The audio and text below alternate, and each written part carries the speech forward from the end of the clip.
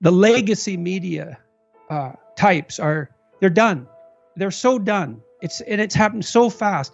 I notice among young people that the legacy media, the big magazines, the newspapers, the TV stations, the radio stations for that matter, all of whom had a monopoly on this kind of information flow, are so dead to people under 30 that it's as if their death isn't even noticed.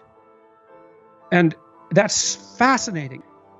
And I've also been trying to figure out what I'm doing with the podcasts themselves, because that's really what I've been doing a lot of for the last 4 months. And I listened to this. I was interviewed by a Wall Street journalist last week, and I asked him what he liked about podcasts, because he listened to them a lot. And he said, I really like to see where they're going.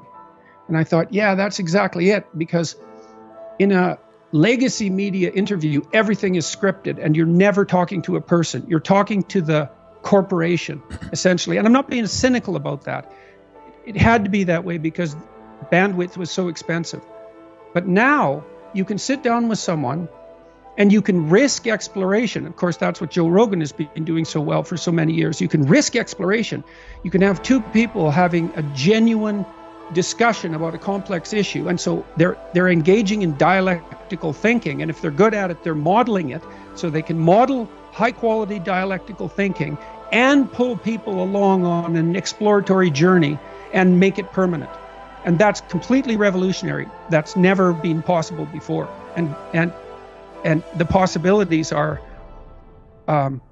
limitless. And then, sorry, I'm going to rant about this a bit because I am so continually staggered by this. The next thing is you can take those conversations and you can chop them up into 30-second pieces, minute-long pieces, 5-minute-long pieces, 20-minute-long pieces, and each of those can find a specialized home that can attract millions of views. And so it's as if you could write a book and sell it by the sentence.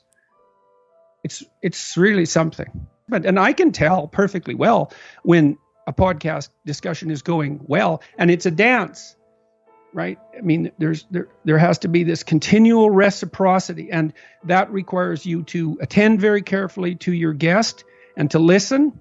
I have some trouble with not interrupting because for a variety of reasons, but some of that's the technological lag produced by Zoom and Skype. It makes you a little less the dance is a little more awkward because the timing is off, but it's really fun when it works, and it's working much of the time when I'm talking to my guests. It's really exciting. I have all sorts of people lined up. I'm so excited about it.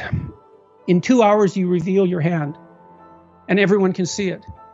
You reveal the weaknesses and strengths of your argument. You reveal the weaknesses and strengths of your character.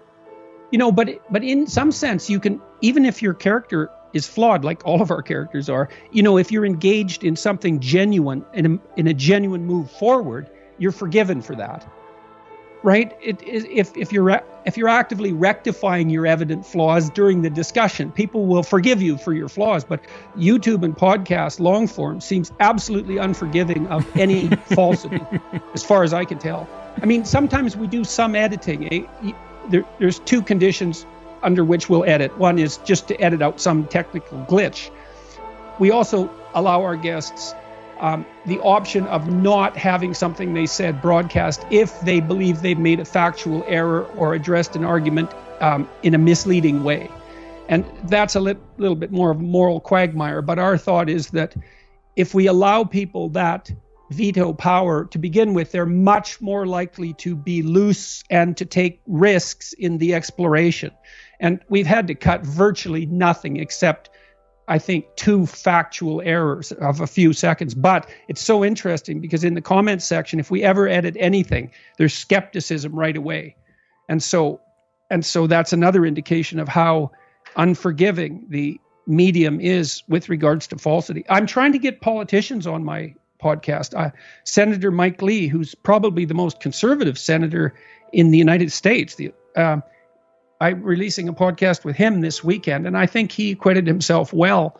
And I'm hoping that I've been in contact with a large number of Democrats, and I'm hoping that they'll take the big leap because they can talk directly to their constituents.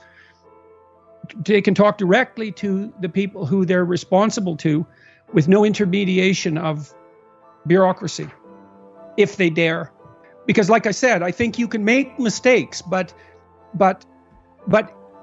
if you're bargaining in good faith, the audience will forgive you for your mistakes. So, but you're punished brutally if you're false.